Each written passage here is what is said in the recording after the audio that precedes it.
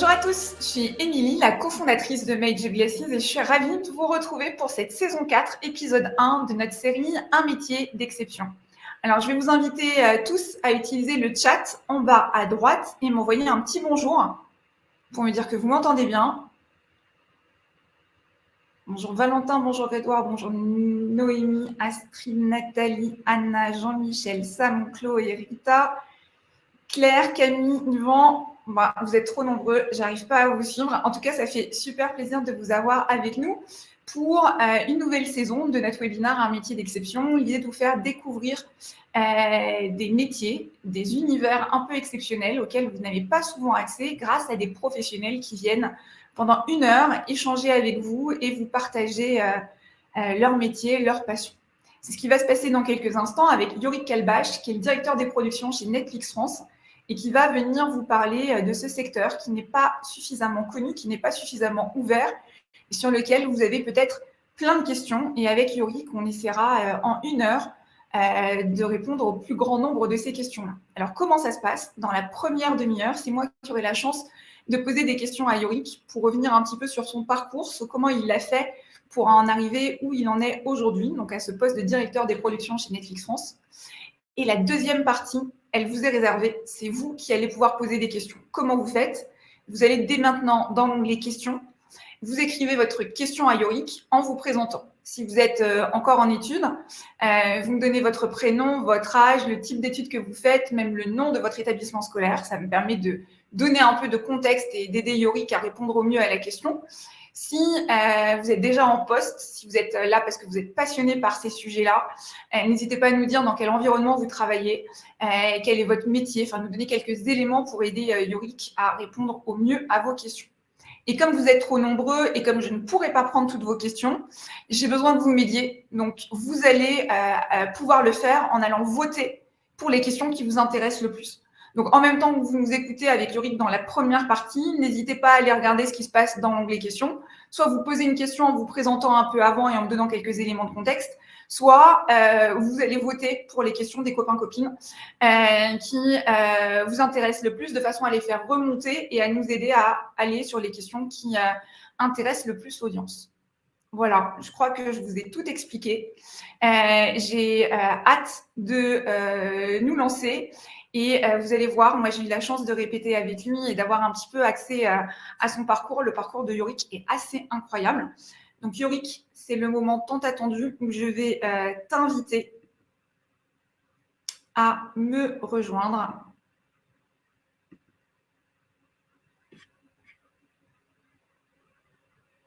Et avec la magie du direct, normalement, dans quelques instants, Yorick sera avec moi.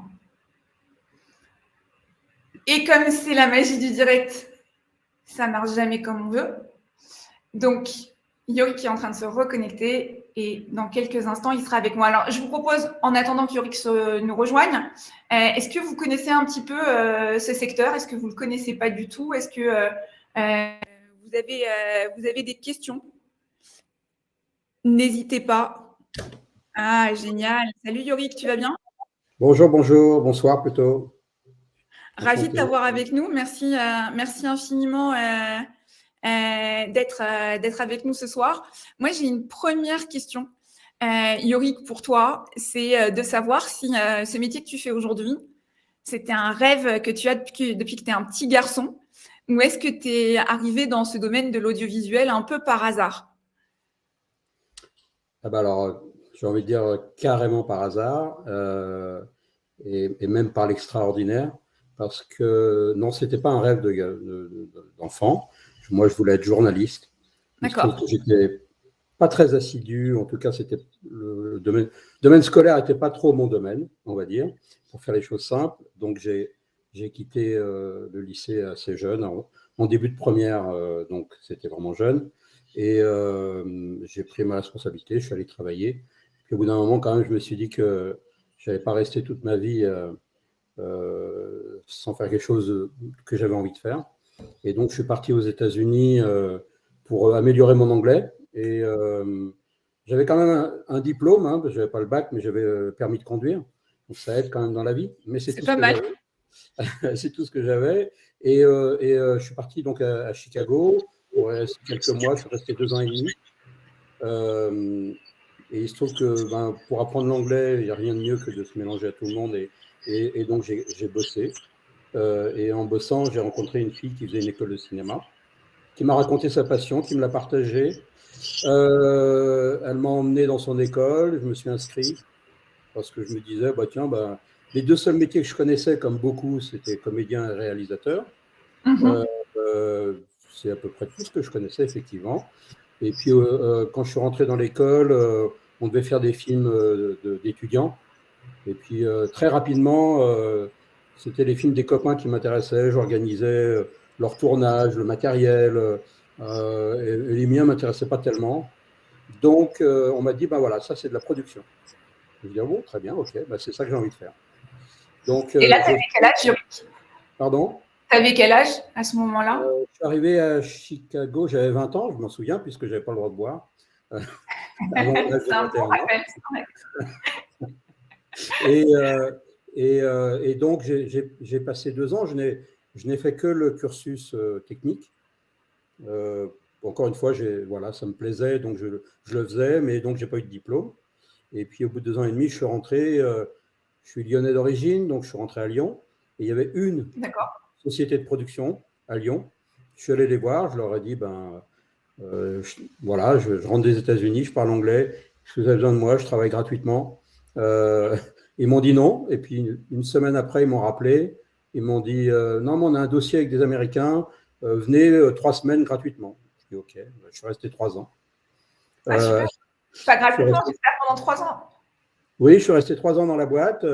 Ils faisaient du film d'entreprise, on faisait des films publicitaires, on faisait aussi des courts-métrages et des moyens-métrages. Donc, j'ai appris mon métier là, parce qu'il n'y a qu'en faisant qu'on apprend souvent dans ce métier, dans ce domaine. Et donc, j'ai appris, je suis devenu le bras droit du producteur.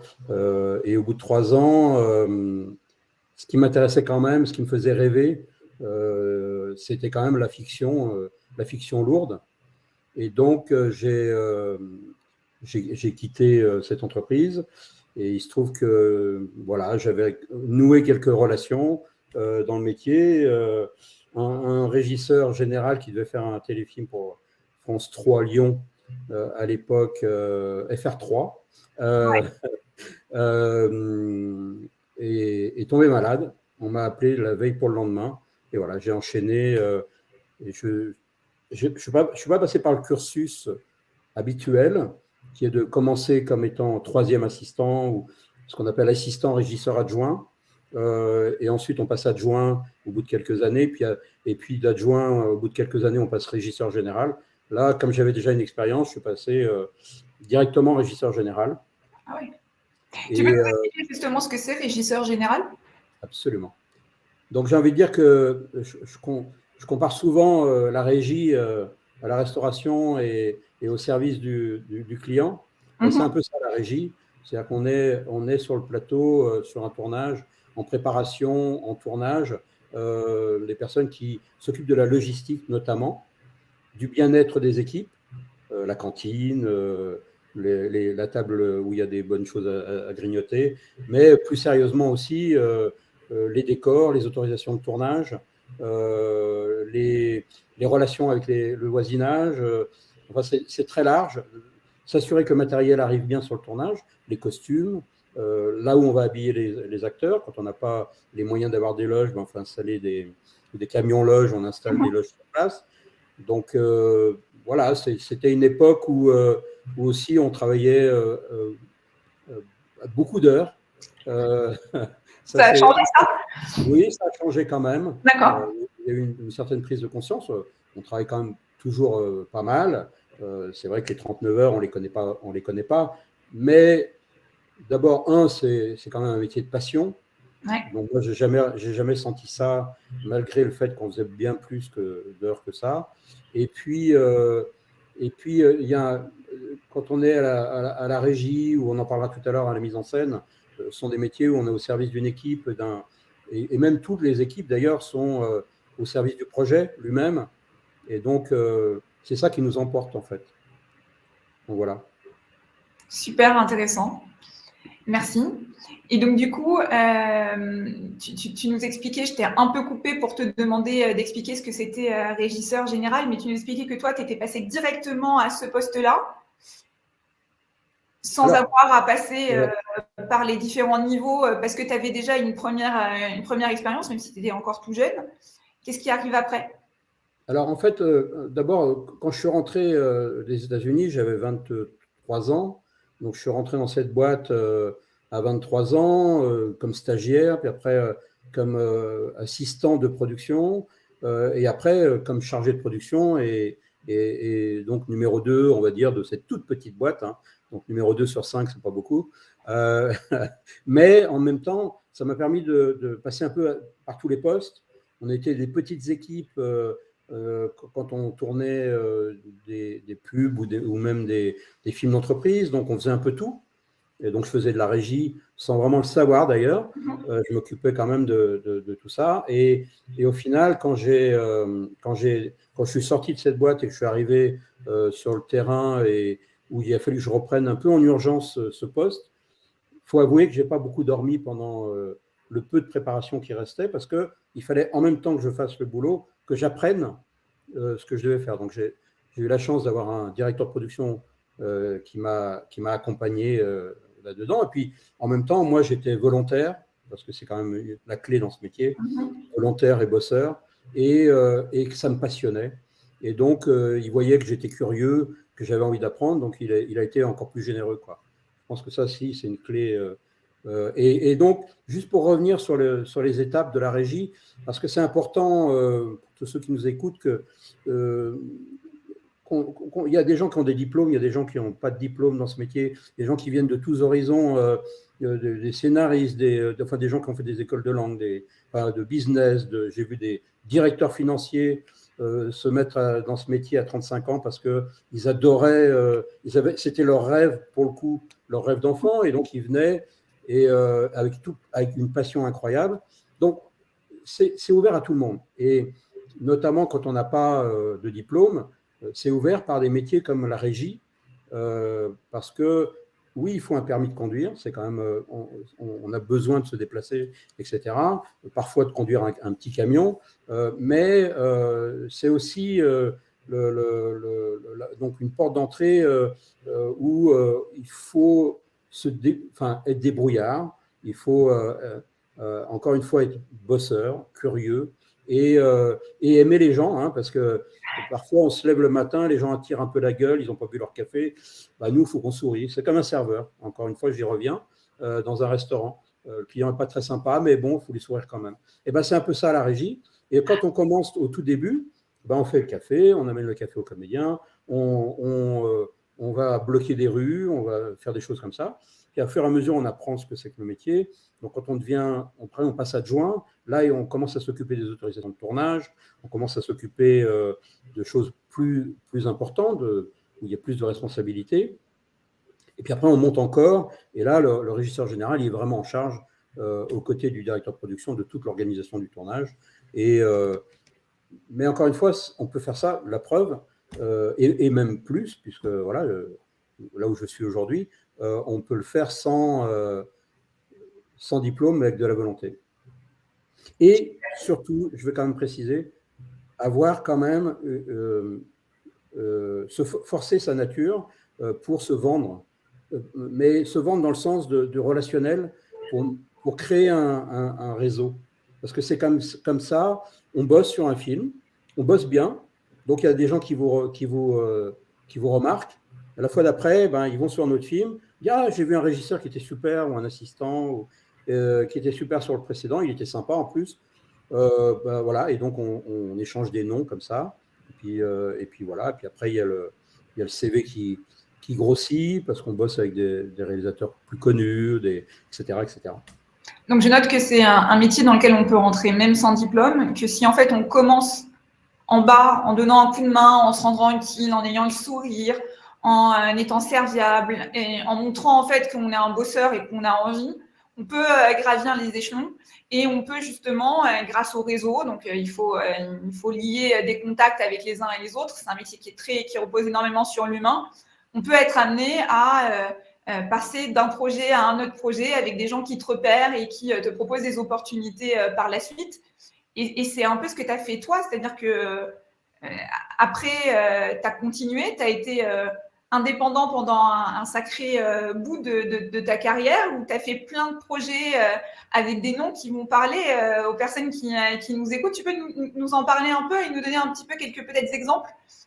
Oui, alors, pour schématiser, déjà, moi, quand j'ai quitté l'entreprise, j'ai fait 10 ans de régie générale et c'était vraiment volontaire, c'est-à-dire que j'aimais tellement ça qu'on m'a proposé au bout de 5 ans de monter d'un poste à la direction de production. On m'a dit, mais pourquoi tu ne fais pas ça, hein? Et j'ai dit, ben non, moi, je suis très heureux de faire ça, je ne suis pas pressé. À l'époque, il me restait encore 30 ans à travailler ou 35 ans, c'est moins le cas aujourd'hui. Mais du coup, voilà, je suis allé au bout de mon cheminement, de ma passion pour ce boulot.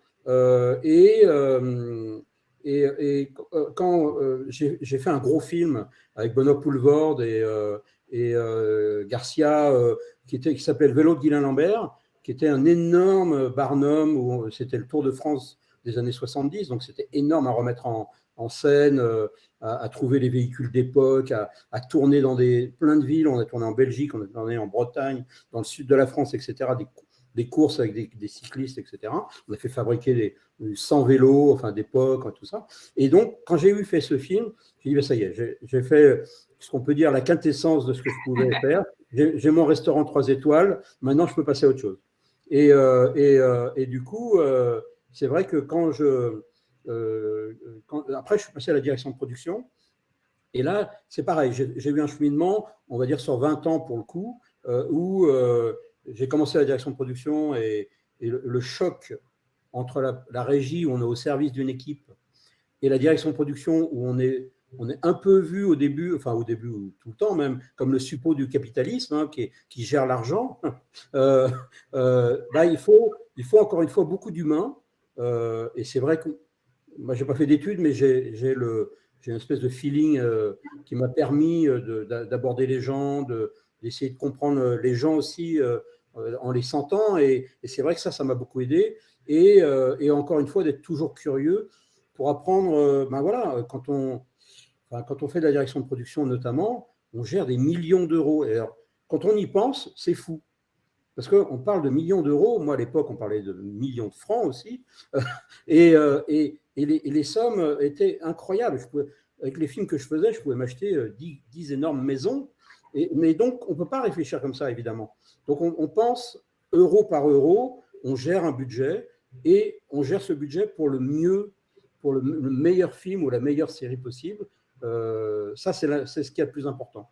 Finalement, l'argent n'a plus tellement d'importance dans l'absolu, même si chaque euro compte énormément.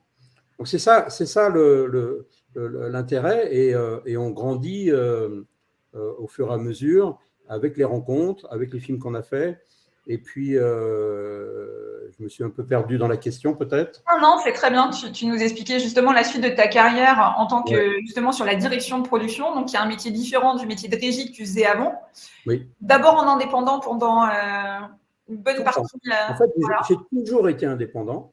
J'ai toujours appelé ce qu'on appelle intermittent, mais en réalité, j'ai arrêté d'être intermittent relativement vite. Le système de l'intermittence, il est formidable et il faut l'utiliser comme tel pour les gens qui commencent, qui ont moins de réseau et donc moins de possibilités d'enchaîner les contrats. Et dans ce système-là, il faut laisser à ces personnes-là le système de l'intermittence, de ce qu'on appelle les acédiques, hein, et donc qui leur permet de gagner leur vie pendant ces périodes. Ces premières années. Assez rapidement, quand je suis devenu directeur de production, je travaillais beaucoup, je gagnais très bien ma vie, et donc à partir de ce moment-là, j'ai arrêté d'être intermittent, et voilà.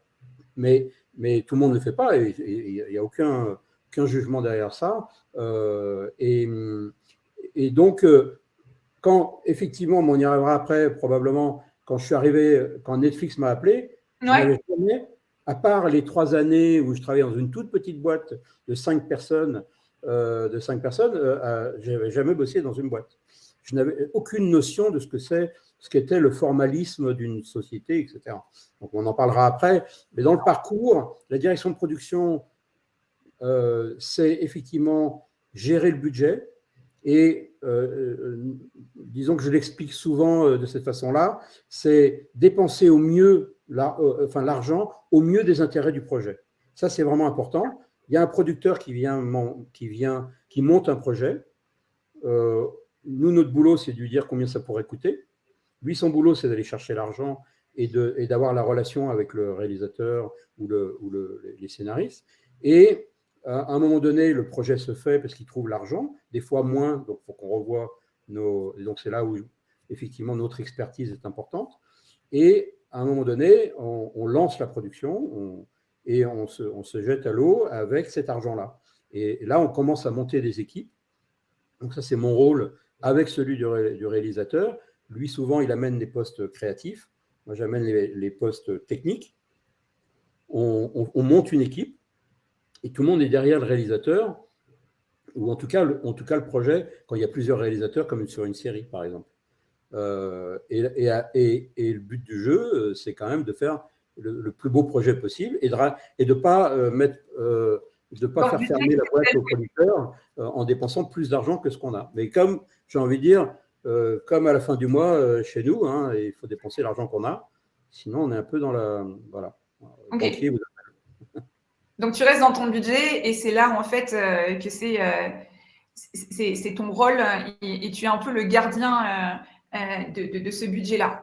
Comment tu es arrivé chez Netflix, justement? Comment tu arrives à ton poste aujourd'hui? Ouais, c'est quoi le je vais en parler tout de suite, mais juste pour dire que oui, c'est mon rôle de s'assurer que l'argent est bien dépensé, mais finalement, ce n'est que, et quand on apprend le métier, ce n'est qu'à un moment donné que 30% de son boulot, 70% c'est de l'humain. Parce que les gens, quand on les embarque dans un projet, les équipes, d'elles-mêmes, elles ne vont pas dépenser plus que ce qu'il faut, elles vont faire elles vont gérer en bonne intelligence. Parce qu'il faut croire évidemment à l'intelligence des gens et donc leur faire confiance. Pour les emmener dans la confiance, il faut les emmener. Donc 70% de mon boulot, c'est du relationnel et de l'humain. Je viens à Netflix. Et c'est peut-être le fil rouge de ta carrière d'ailleurs, parce qu'on sent que l'humain, c'est hyper important pour toi et ça s'entend aussi. Et merci pour ta générosité, mais c'est un peu le fil rouge de toute ta carrière. Oui, c'est essentiel. Une toute petite anecdote, je sais on dépasse un peu, mais quand je suis passé à la direction de production, mon premier projet, ça a été directeur de production adjoint d'un film de Brian De Palma. C'est pas rien quand même. Non, c'est plutôt sympa. Avec Antonio Banderas. Et donc, je commence sur ce truc énorme. Alors, j'étais que le deuxième directeur de production, hein, mais la première directrice de production, la chef, elle gérait les gens en leur hurlant dessus. Elle convoquait les gens. Et donc, moi, j'ai été témoin des gens qui dépensaient juste pour l'embêter, juste pour se venger. Et donc, quand j'ai fini ce projet-là, j'ai dit, mais moi, je ne veux pas faire ce métier-là. Ça ne m'intéresse pas. Donc, j'ai même hésité à le faire. Et puis, au bout d'un moment, je me suis dit, non, mais moi, je sais ce que je ne veux pas être et ce que je ne veux pas faire. Et donc, voilà.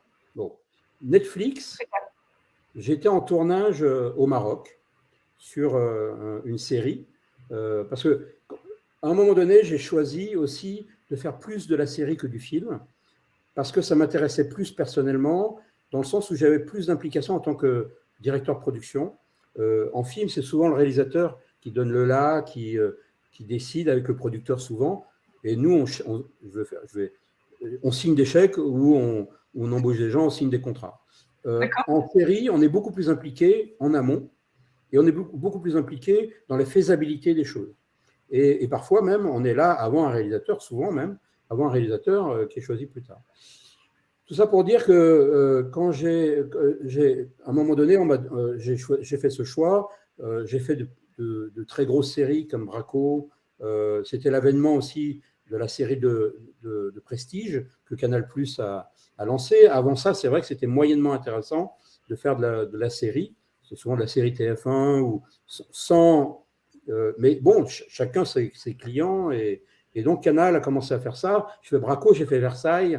Et donc, je faisais beaucoup de grosses productions. Et là, je faisais une série pour Netflix, mais US. avec Sacha Baron Cohen, qui s'appelait The Spy. Et donc, c'était une série d'époque, etc. On tournait au Maroc, et Netflix m'appelle, et ils ne savaient pas que je bossais pour eux, mais parce que c'est Netflix Europe qui m'a appelé. D'accord. Et il m'appelle et il me dit, ça vous intéresse de bosser à Netflix? J'ai dit non, parce que j'avais mon indépendance, je pouvais choisir mes projets. On me proposait beaucoup plus de boulot que ce que je pouvais faire. Et puis, ils ont insisté. Et puis, finalement, j'ai fait 13 entretiens. Parce que je me suis pris au jeu. Et surtout parce que je voyais dans Netflix, donc il y a 5 ans de ça, un futur très intéressant pour moi parce que je pouvais faire plein de projets en même temps et avec beaucoup d'ambition. Et c'est ce qui s'est passé. Et au bout d'un moment, j'ai dit oui. Je n'ai pas eu le temps de finir mon projet. J'ai laissé mon directeur de production, parce que là, j'étais producteur exécutif. J'ai laissé mon directeur de production finir le projet. Ce même directeur de production qui avait plus envie que moi de rentrer à Netflix, je lui ai dit, quand on va grossir, tu nous rejoindras. Il nous a rejoints. Je l'ai embauché il y a 1 an et demi. Ah, super. Belle histoire. Et c'est marrant parce que pourquoi je voulais absolument lui, c'est parce que moi, je suis très sur l'humain, mais aussi gut feeling, comme on dit en anglais, c'est-à-dire voilà, je ressens les choses. À l'affect. J'ai appris à l'instant. Lui a fait des grandes études, c'est un analytique, c'est quelqu'un de brillant qui pense 10 fois plus vite que moi, et donc on est très complémentaires, et ça c'est génial. Et du coup, vous ne direz pas à ma fille que je n'ai pas le bac, d'ailleurs, parce que sinon je vais t'embêter. Et donc Netflix, je leur ai dit oui à un moment donné. Donc, même si ça me demandait de m'expatrier à Amsterdam à l'époque, parce qu'il n'y a pas de bureau à Paris, on était 2 dans l'équipe, de toute l'équipe contenu France. Maintenant, on est 40, plus on est une centaine en fait dans les bureaux de Paris, mais il y a l'équipe marketing, les équipes public policy, voilà, il y a plein d'équipes. Mais dans l'équipe contenu, ceux qui fabriquent et qui pensent les séries et les films, on était 2. Donc c'était vraiment le tout début. Et 1 an plus tard, on a déménagé à Paris. On a emménagé dans nos magnifiques bureaux du centre de Paris. On a beaucoup de chance. Et là, cette année a été très compliquée. Elle était géniale parce que je découvrais une nouvelle ville, parce que je découvrais une boîte. Mais elle était, et je pense que vous partagerez mon expérience que j'ai racontée à la fin de la première année, parce que Netflix me l'a demandé. Ils avaient beaucoup de mal à embaucher des gens qui étaient freelance à l'époque, qui ne venaient pas des boîtes, justement, des entreprises.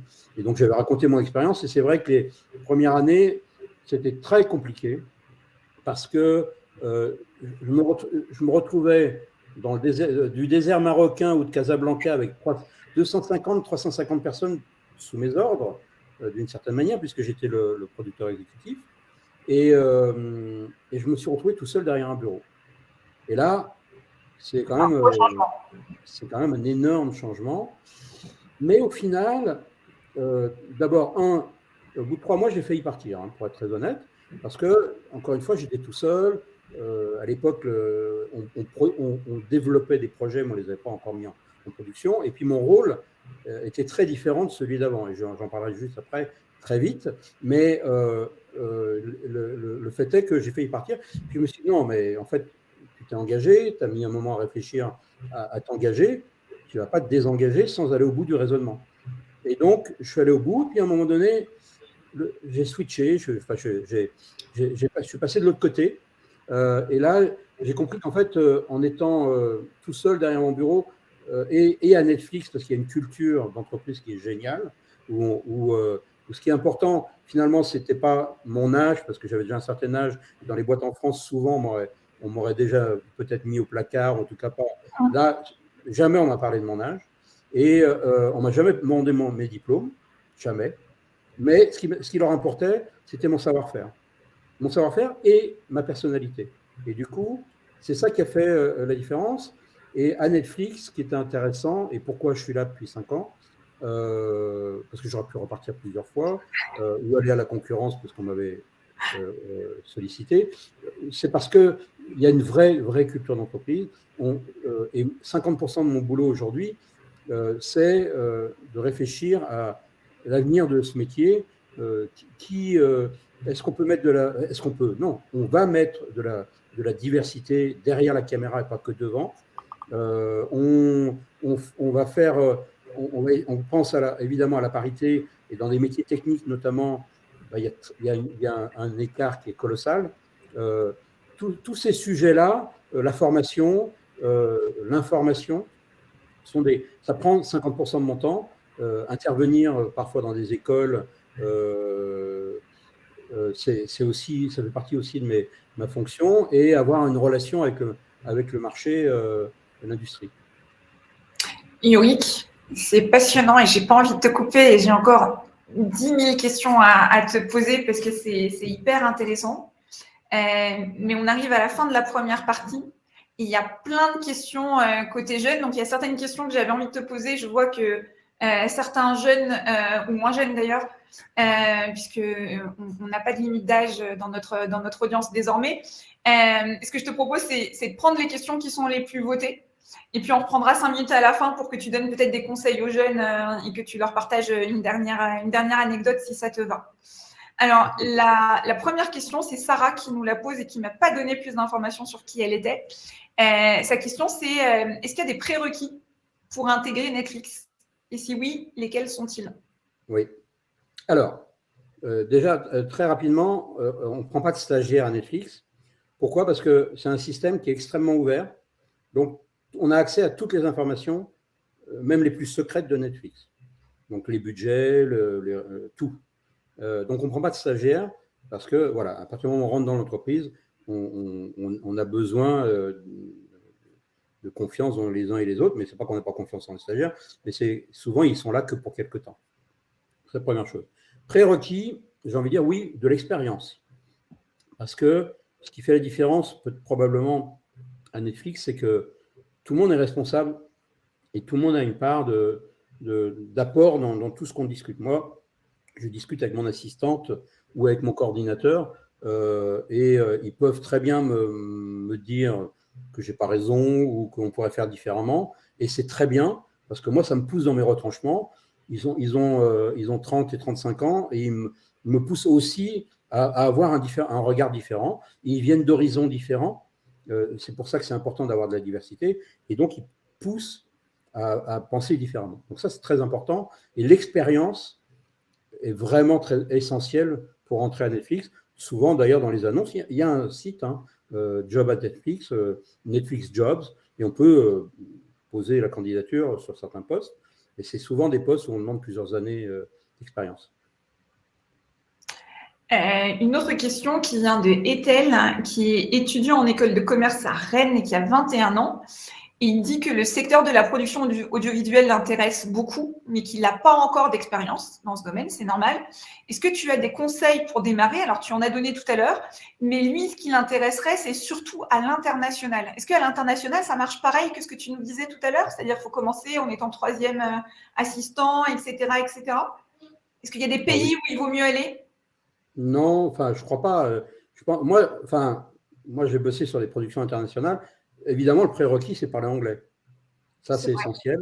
Et je parlais moins bien anglais il y a 5 ans qu'aujourd'hui. Donc, c'est normal. Je veux dire, on n'est pas parfaitement bilingue. On n'a pas besoin d'être parfaitement bilingue. Il faut comprendre dans une conversation, avoir quand même le vocabulaire technique, etc. Et ça, c'est vraiment un prérequis. Ensuite, j'ai envie de dire que c'est le cheminement qu'on se donne. C'est-à-dire que moi, quand j'ai commencé, d'abord, l'international n'était pas un sujet dans l'absolu. Ce qui m'intéressait, c'était de bosser dans le métier. Mais petit à petit, le fait que je parle anglais, que je m'étais fait, on va dire, j'avais eu ce chemin, qu'à un moment donné, je faisais des grosses productions, etc., forcément, j'ai attiré l'œil de productions plus internationales. Et quand il y avait des coproductions, par exemple, moi, j'ai fait une série qui s'appelait Crossing Lines à Prague, avec Donald Sutherland, enfin un gros cast, etc. C'était une production américaine, mais coproduction TF1.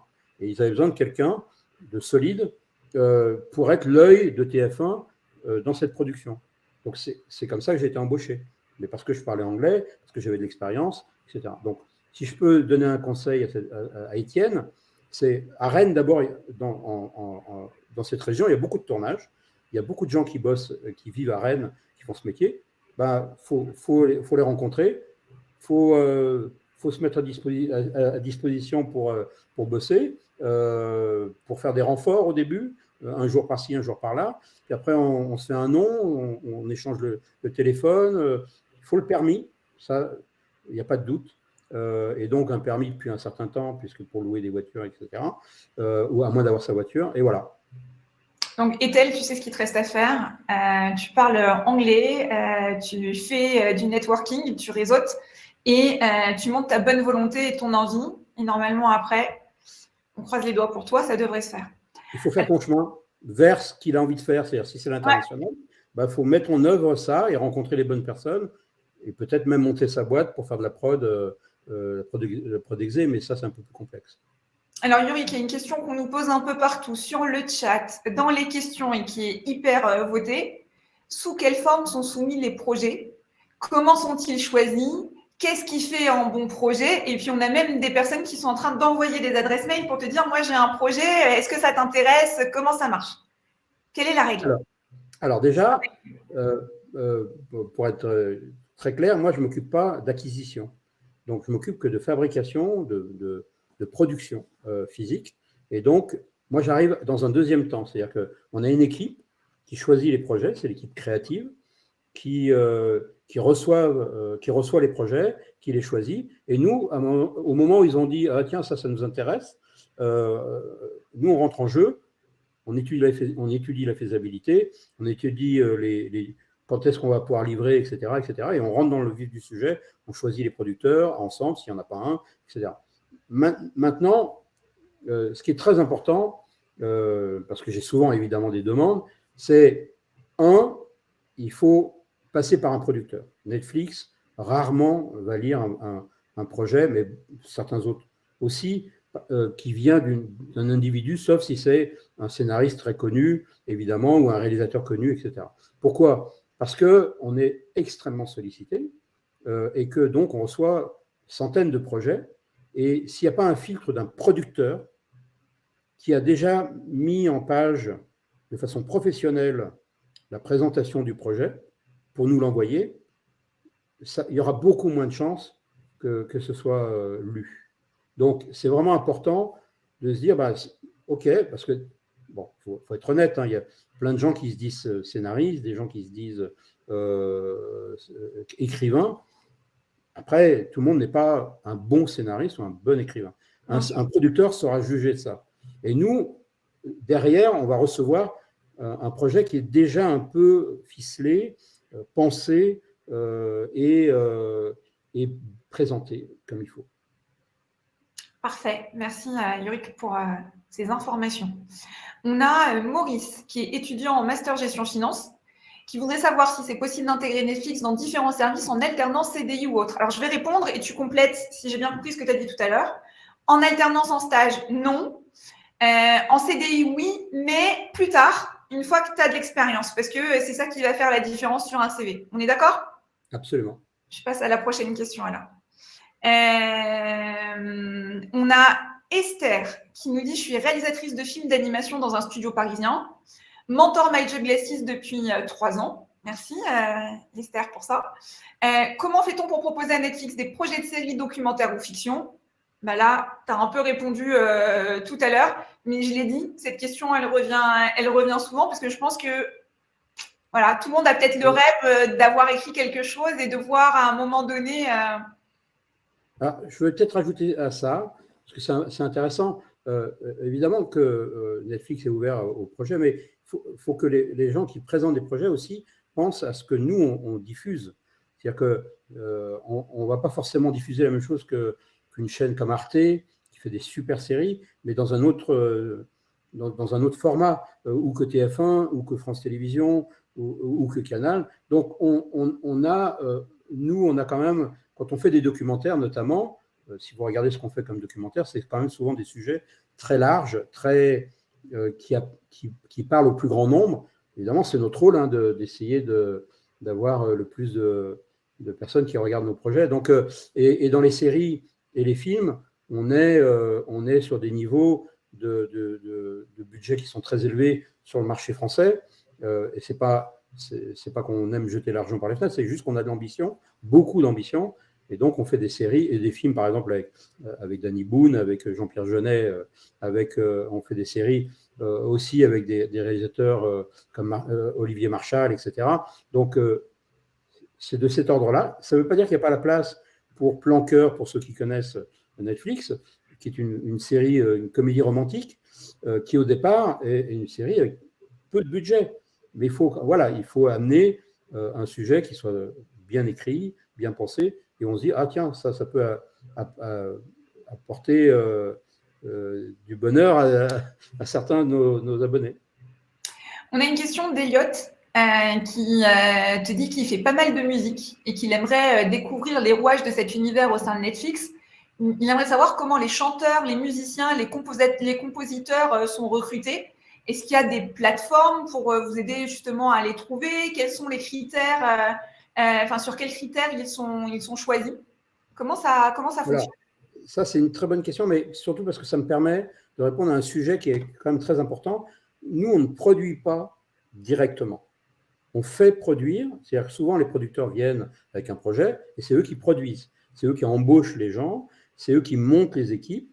C'est un peu ma frustration, j'adorais ça. Mais voilà, il faut savoir ce qu'on veut faire. Hein. Et donc, nous, on ne produit pas directement, on n'embauche pas directement. On valide, on approuve des postes, parce qu'évidemment, quand on met 20 millions sur la table, on veut s'assurer que le directeur de production, il a l'expérience pour dépenser cet argent-là, et qu'il n'a pas fait que des films à 1 million, par exemple. Mais c'est valable pour tous les postes. Donc, à un moment donné, quand on veut quand on a de l'ambition comme nous, on veut les meilleurs chefs-op, la meilleure musique, etc. Alors, pour répondre à cette question en particulier, donc d'abord, ce sont souvent les réalisateurs ou producteurs qui vont choisir le compositeur, qui vont choisir les morceaux qu'on va acheter aussi, les musiques existantes, les licences donc, et donc voilà. Maintenant, on a quelqu'un qui est spécialisé à Netflix France et qui s'occupe de tous les territoires en Europe, donc il n'est pas que la France, pour justement trouver une façon de faire les choses. Parce que du côté de la musique, j'imagine que vous l'avez remarqué, on est très ambitieux aussi. Ça a beaucoup de place dans nos productions. Super, merci. On a une question de Nathalie, qui est une autrice et qui nous dit que son prochain rêve, c'est de voir sa série d'Heroic Fantasy à l'écran et qui demande comment vous choisissez les livres que vous mettez à l'écran. Alors, là, c'est un tout petit peu différent de ce que je disais tout à l'heure. Souvent, ça vient quand même d'un producteur. C'est un producteur à qui on a amené un livre ou une adaptation en série ou film de ce livre, parce qu'on s'est rapproché. Ou alors, c'est le producteur lui-même qui était acheté les droits auprès de l'éditeur du livre et qui va monter une équipe en se disant ça ferait une super série ou un super film. Mais la plupart du temps, c'est ça. Et puis, de temps en temps, nos équipes à nous lisent un bouquin et disent oh là là, ça serait une bonne série. Quel producteur pourra accompagner ce projet-là? On a évidemment des producteurs avec qui on aime bien travailler, mais aussi c'est l'occasion parfois de faire grimper de jeunes producteurs qui n'ont pas forcément prouvé à un certain niveau. Et on se dit, tiens, ils ont produit ça, c'était pas très gros, mais on sent qu'il y a le savoir-faire, la fibre artistique. Donc peut-être ça, on pourrait leur donner ce projet-là à développer. Ou alors on peut les faire développer directement par un scénariste ou une scénariste. Et à ce moment-là, se dire, ah tiens, ça prend forme, bon, on va amener le package à un producteur parce que ça semble intéressant. On a une question d'Alexandre qui demande quelle est l'approche de Netflix quant à l'utilisation des nouvelles technologies, tout ce qui est IA, réalité virtuelle, etc. Est-ce que c'est des éléments que vous utilisez? Alors, sur ces sujets-là, moi, je suis pas un spécialiste. D'abord parce qu'on a un réseau, mondial, on a des boîtes un peu partout, des bureaux un peu partout. Le siège où il y a tous les ingénieurs, il est à Los Gatos aux États-Unis, en Californie. Et donc, il y a évidemment beaucoup de recherches aux États-Unis, il y a beaucoup plus de moyens, donc il y a des sujets sur lesquels ils sont en avance et après ils nous font partager. Ce dont je peux parler, c'est par exemple la production virtuelle, c'est-à-dire les tournages sur fond de LED qui étaient avant ou qui sont couplés à des technologies de fond vert ou de fond bleu, et sur lesquels on tourne et on remplace les fonds. Mais là, en l'occurrence, la production virtuelle, c'est des fonds de LED, donc d'écrans, comme des écrans de télé, et dessus on projette des images, et on a utilisé ça notamment dans le film avec Omar Sy et Lafitte, par-delà j'ai le nom en anglais de Takedown, mais par-delà le périph' ou au-delà du périph'. Ouais. Ça, on a utilisé dans les scènes d'action dans les voitures, on a utilisé cette technologie en studio et c'est vraiment bluffant. Donc oui, on est là-dessus. Il y a eu une énorme expérience de ce côté-là, côté Allemagne, où il y a une série qui s'appelle 1899, qui a très bien marché et qui était entièrement faite en virtual production. Oui, on est sur ces sujets-là, bien sûr, et on essaye justement de faire bouger un peu les lignes, parce que parfois en France, ce sont les talents, les réalisateurs, les scénaristes qui ont un peu de mal à être, on va dire, au devant de ces technologies. On a une question de Marius qui demande comment se passent les recrutements des figurants pour les tournages des films et des séries. Donc même si ce n'est pas Netflix qui s'en occupe directement, mais concrètement, comment ça fonctionne? Déjà, je dis faites gaffe aux sites où il y a des arnaques, où les gens doivent payer un abonnement pour avoir ça. Ils mettent que des annonces qu'on trouve ailleurs. Donc ça, c'est une première chose. Alors, moi, je me souviens que souvent les directrices ou les directeurs de casting, de figuration, mettaient des annonces déjà dans les radios, dans les journaux, dans les choses, ou à la NPE. Et je pense que là, en fonction de la région où vous êtes, il y a une commission du film dans quasiment toutes les régions de France, où eux, ils sont censés savoir qu'est-ce qui se passe, où est-ce qu'on peut mettre un CV pour faire de la figuration, etc. On a Margot qui pose une question et qui demande si ta carrière a été compliquée à gérer avec ta famille, tes amis et tes proches. Est-ce que ça a empiété justement sur ta vie privée? Parce que tu disais notamment à un moment donné que tu travaillais énormément. Bah oui, alors oui et non, et on apprend toute la vie. C'est-à-dire que quand j'ai commencé, que j'avais pas trop le choix et qu'on me proposait de faire un film à l'étranger, je le prenais parce que, bah voilà, quand j'ai eu plus de choix, et donc je partais des fois 5 mois, je me souviens avoir fait un film en Israël qui s'appelait Va vie et deviens, où j'ai passé 5 mois en Israël, et à ce moment-là, ma fille était née depuis 1 an, et je l'ai vue pendant 5 mois par Internet, qui n'était pas très bon d'ailleurs à l'époque. Je la voyais un peu en mode Canal+. Mais oui, bien sûr que ça a une incidence. Mais maintenant, à un moment donné, au début, on n'a pas trop le choix parce qu'il faut prendre le boulot. Puis à un moment donné, on choisit et on se dit, ben voilà, il faut respecter un équilibre de vie. Moi, j'ai la chance d'être avec mon épouse depuis 35 ans.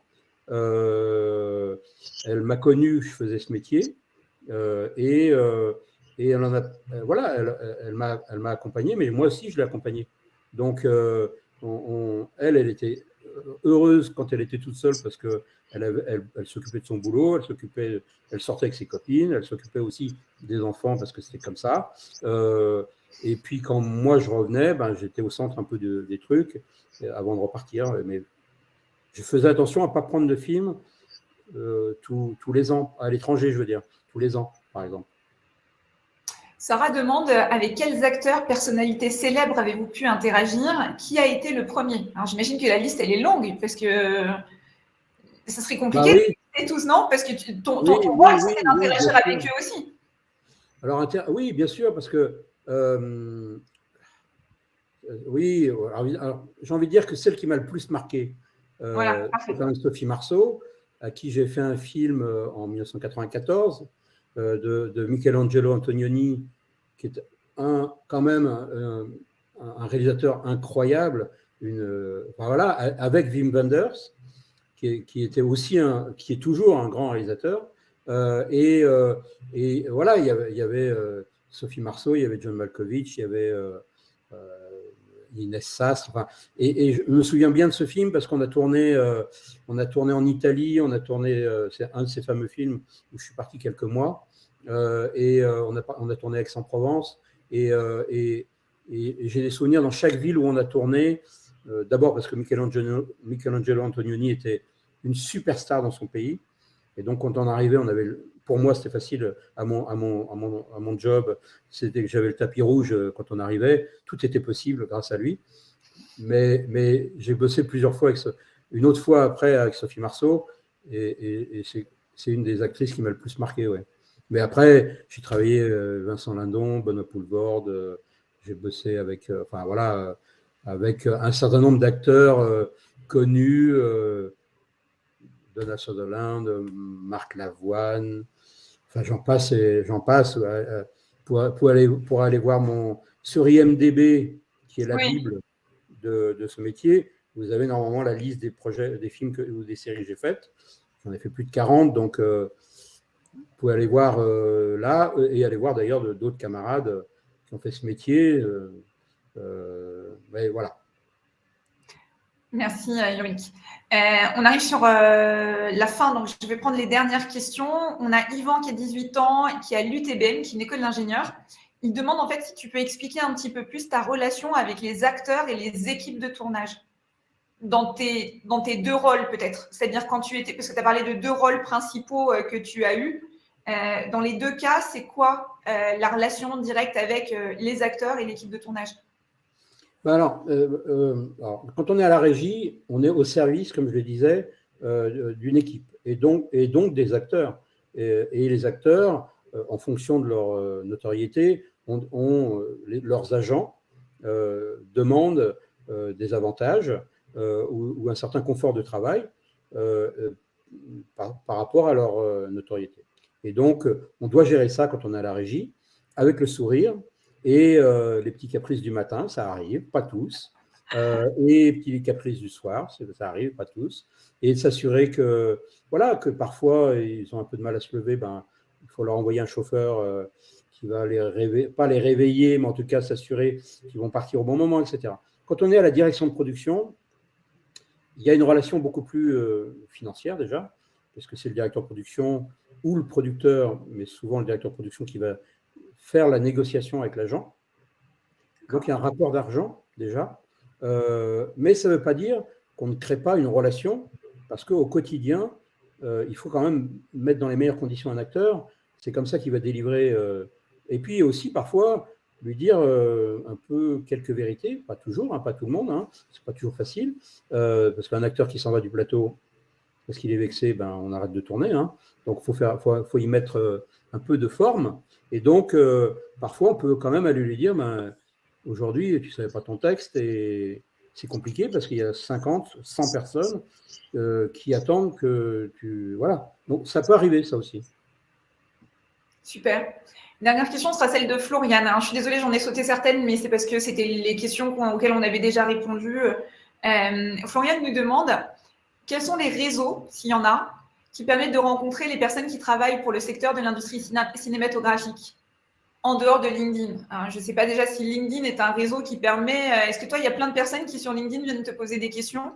Ouais. Et c'est quoi tes conseils pour pouvoir… Heureusement, pas plein tout le temps, parce que moi, je réponds à tout. Parce que je sais d'où je viens. Quand j'ai commencé dans ce métier,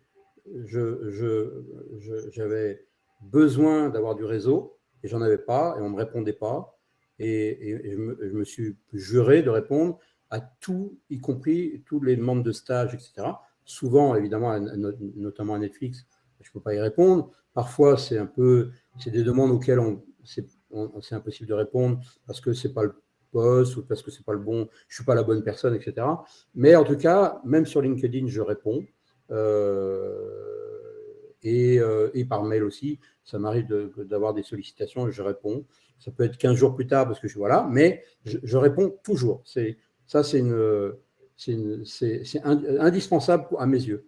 Maintenant, comment on fait? LinkedIn, oui, c'est une possibilité. C'est quand on fait une école de cinéma ou même une autre école, c'est de faire un stage conventionné sur un tournage.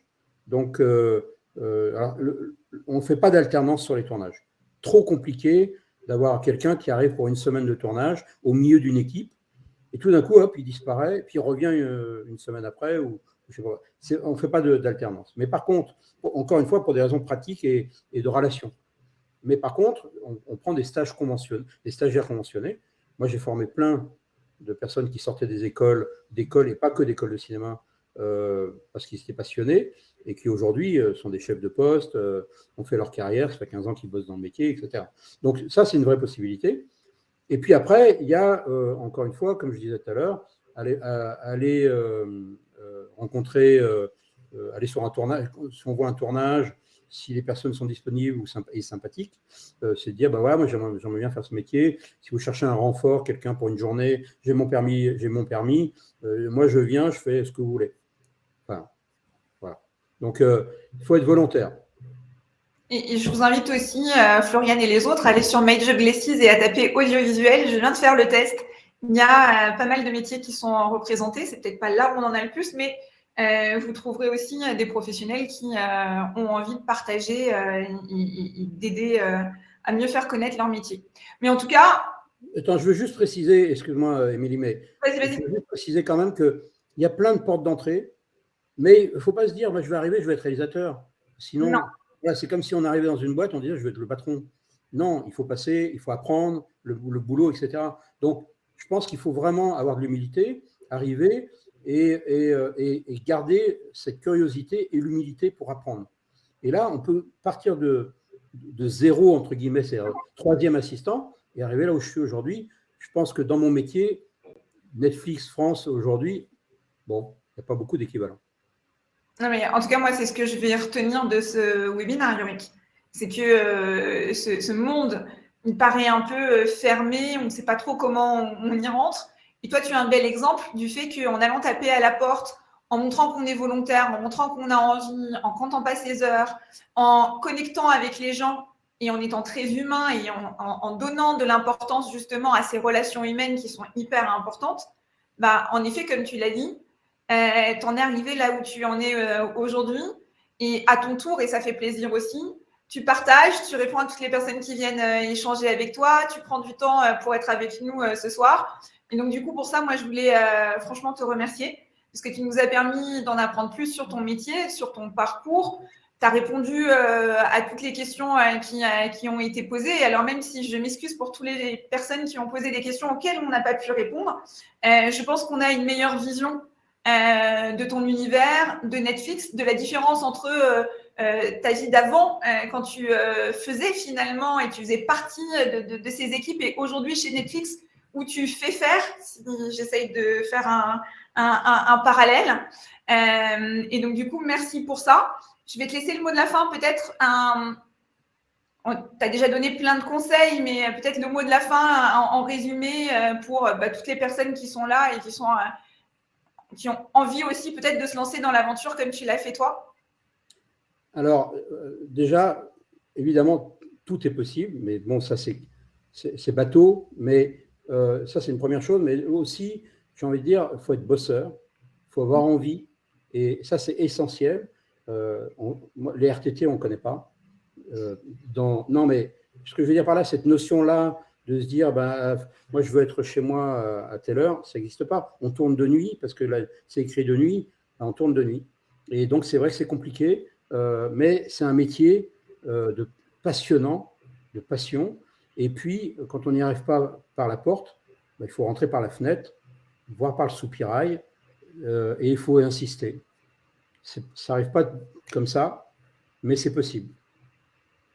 Super. Merci beaucoup, Yorick. Merci à vous tous d'avoir été avec nous.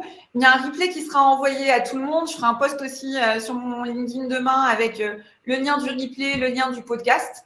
N'hésitez pas à faire ce qu'a dit Yorick, c'est-à-dire à vous renseigner, à aller contacter des gens, à oser finalement. C'est aussi pour ça qu'on a créé Major Glacis. Donc, si vous trouvez des professionnels sur la plateforme qui peuvent vous aider, n'hésitez pas à aller les voir et à aller échanger avec eux. Et puis, moi, je vous donne rendez-vous très vite pour un nouvel épisode pour vous faire découvrir un nouveau métier d'exception. Encore merci mille fois, Yorick. Et puis, très belle soirée à tous. À bientôt. C'est un plaisir.